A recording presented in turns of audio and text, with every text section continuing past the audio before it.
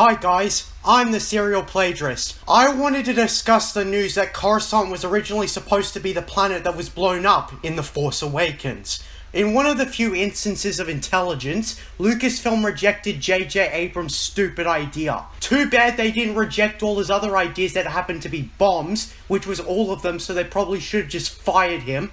Anyhow, HelloGreedo made a video responding to the news. I was surprised that someone like him would actually talk about this topic. OT fanatics and sequel fanboys are usually very selective on what they talk about. I'm yet to have a single sequel fan try to defend the lack of world building, for example. Because let's face it, they don't have any counter arguments unless they want to do mental gymnastics. Anyways, HelloGreedo tried talking about Coruscant being blown up in episode 7, are on full display here. Today, we will look into HelloGreedo's shitty take on something that he was a fool to try and talk about, because it means he has to talk about one of the many colossal fuck-ups that prove JJ is a creative hack, and one of the few times corporate interference actually helped a movie. Without further ado, let's begin. According to Pablo Hidalgo in some now deleted tweets, he said, quote, "Basically Bad Robot wanted to blow it up, Coruscant. Lucasfilm didn't. Hosnian Prime was the unsatisfying middle ground. It happened. I should say some folks because it's not like companies have points of view," close quote. So a little bit of concept art, few ideas about potentially Coruscant being destroyed in The Force Awakens. Oh, I bet. I can guarantee the reason he would have destroyed Coruscant and not, say, an original trilogy planet was because on top of him ignoring and or spiting the prequels, he figured it would have been both a middle finger and a sad attempt at eliciting sympathy from the audience. Having Hosnian Prime be destroyed wasn't the problem. It was that we were given no connection to the planet, and the film didn't even tell us which planet it actually was. It just gave visual hints that it might be Coruscant, but it's also only referred to as the New Republic capital. Great writing, guys. So, should Coruscant have been destroyed? No! I think that would have been massively impactful, way more impactful than Hosnian Prime and what we got. Yeah, but only because of pre-established connection to the planet. Not because the destruction in the context of the film itself would have been well written. It's like when they killed off John Connor in Dark Fate. It was probably the only emotional part of Dark Fate because of the pre-establishment of the character set by another movie. Not because the current film did anything good writing-wise.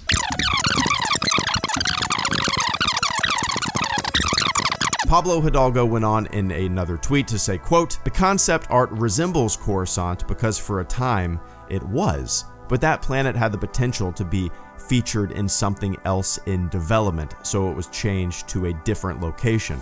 Not really all that newsworthy," close quote. He's right. I mean, it's not all that newsworthy, right? It's just an idea that was kicked around a little bit in the pre-production of a film. Dude, it was an idea JJ was gonna put in the film if it weren't for Lucasfilm stopping him. This wasn't the throwaway idea you're making it out to be.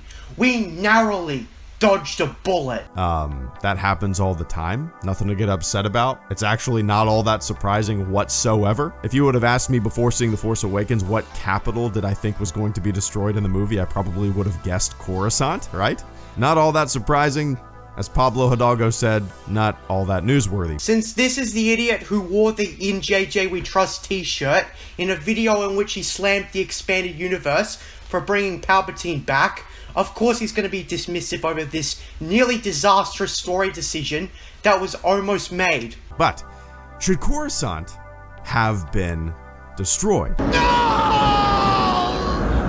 No!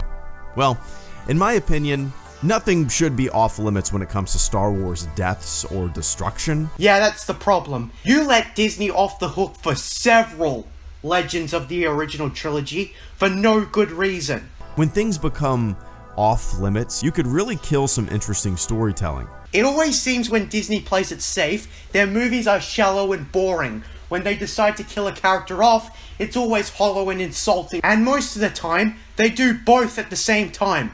I shouldn't have to explain to Last Jedi fanboys that the film was a rip-off of the previous films, and also an insulting middle finger to the characters and universe at the same time. Disney aren't good enough to come up with an interesting story. Everything they've made is either an instant bomb or a mediocre shallow shit show, like The Mandalorian or The Book of Boba Fett. They can never indulge their imaginations. They always just piggyback on the success of George Lucas. I hope at some point they're going to run out of things to milk and they'll actually have to come up with new stories and characters that are actually interesting. Kill some potential. Things could get boring and stagnant. What we fans see on the outside as sacred, what is sacred to us as fans might not necessarily be all that sacred to those in the films. And that's why you let Disney off the hook for a lot of stuff they had no right doing. Got it. Something that we love and that's near and dear to our heart might just be a hunk of junk, right? And if that fan sacredness influences story beats or what could be some huge emotionally impactful moments or the overall progress of a narrative, I think it could really lose a lot of creativity. Dude, the sequels contributed nothing to the original saga. It just killed off the old characters and sprung up the shitty new. Plus, given the lack of creativity with all three films of the sequel trilogy, and how they are all rip-offs of older, more original movies, this point you're making makes no sense. You don't want to hamstring yourself. This is a sandbox. I want authors, directors, writers, illustrators, you name it, I want all of them to play around in the sandbox. When you describe it like that, playing in the sandbox, it makes me picture J.J. Abrams and Rian Johnson playing with action figures, and then coming up with bizarre scenarios with said toys, and then rolling with it when writing the script. There's a difference between experimenting and being reckless. The sequels were just reckless. But as Pablo Hidalgo said, things were shifted around. Coruscant was not made the capital of the New Republic. So strategically, internally in the film, I don't know if it would have been all that beneficial for the First Order to take out a city that once was. You know what I mean? Nope. So maybe from that perspective, it makes sense to not blow it up, not to waste resources, not to waste your time. Bullseye, a more specific and strategically important target instead. But what I see from certain people is like this weird ownership thing of Coruscant. Not even Coruscant, but a lot of different things in Star Wars. Is Coruscant off limits? Why? Because you like Coruscant? Because you like the prequels? Because you grew up with it? Because Coruscant was first depicted and mentioned by name in Timothy Zahn's 1991 novel Heir to the Empire? Are old things off limits? Are things from your childhood off limits? Says the guy who made quite a few videos complaining about special edition changes. It's very strange to me how certain people treat this franchise. Not just Star Wars. It goes beyond Star Wars. This mentality populates basically every franchise, every IP, whatever the hell you want to call it. It's very strange to me. I know I'm often in the minority. That is correct. But I'm a firm believer that nothing is sacred. Nothing should be off limits. Yeah, decapitate Ned Stark. That was like the best moment in the goddamn show. You serve the story. And I love the fact that the Razor Crest was destroyed. Not because I didn't like it, or I didn't want to see more of it. It was a great ship. It was a cool ship. I would have loved for that ship to stick around. But blowing it up in the second season kept the audience on its toes. Really? The Razor Crest? That's your example? Who the fuck gives a shit about the Razor Crest? It made us realize that, maybe things aren't so safe. And it eliminated the sacredness of things. If the Razor Crest was like the Millennium Falcon, and it had been in a bunch of Star Wars movies, and a zillion toys were made for the Razor Crest, and we had decades of memories of Mando and Grogu zipping around the galaxy together, and then it blew up, and then it went boom, would people be upset? That's from my childhood. It is off limits. The writers are hacks. The writers are not real Star Wars fans. You're not a real Star Wars fan. Like many others, you're just an OT fanatic who is just that. A fanatic. And not a fan of Star Wars. I'm a real Star Wars fan because they destroyed something from my childhood. It's dumb. It's dumb. You're dumb, you hypocrite. Broad strokes, it's a very immature way to look at storytelling. Also, another factor you didn't consider is that when it comes to external writers who didn't create the franchise, it is adamant that they treat everything with respect. If you decide to kill a character off, you better damn have a quality, emotional scene for it. So yeah, Destroying Coruscant would have raised the stakes. Let's make it clear that JJ only would have done that despite both the prequel trilogy and create emotion out of someone else's creation, and nothing added on top of that which was his own.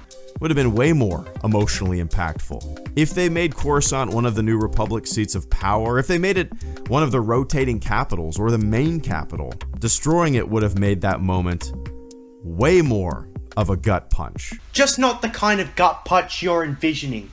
Nothing is off limits. Nothing is sacred. Serve the story. Let me emphasize again that the sequels didn't even try to earn its story decisions to kill beloved characters off on their own. They all relied on the characters for nostalgia bait, and then discarded them when it suited them. And with that, we're at the end of this idiot's delusional take. I'd like OT fanatics like HelloGreedo to actually adapt to the facts that have come out over the years. I'd like him to actually address his faulty perspective and try to come up with a counter-argument for why he's actually right. This is why I feel a sense of intellectual superiority over OT fanatics. Believe me, they can't adapt to anything new. They stick to their old-fashioned ideas that the OT is sacred. They're like a fucking cult. And just like any cult, I can't take them seriously. Believe me, I'd love to imagine prequel haters or OT fanatics or sequel fanboys as equals. But given they're all so stupid 90% of the time, and none of them give a reasonable basis for the way they think, I can't help but feel superior to them. If it was as simple as letting people have their opinion, it would be that. But the problem is, their opinion is based on misconceptions about the franchise. It's been debunked that Star Wars was saved in the edit, and the fanatics still cling on to it when it's not an opinion.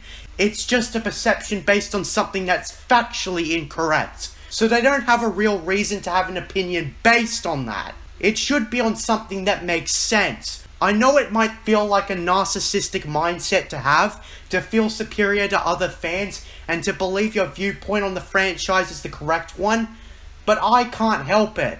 Those three types of people are so easy to debunk that it's not even funny. I would like to have at least one of those three give me a challenge and give me a reason to respect their opinion. But it's not happening anytime soon. I'm sure there are nice people that are just delusional when it comes to Star Wars, like maybe Turf Nation. He seems like a nice guy. But anyways, I'm JJ Plagiarisms, and until next time, what are stories but mystery boxes?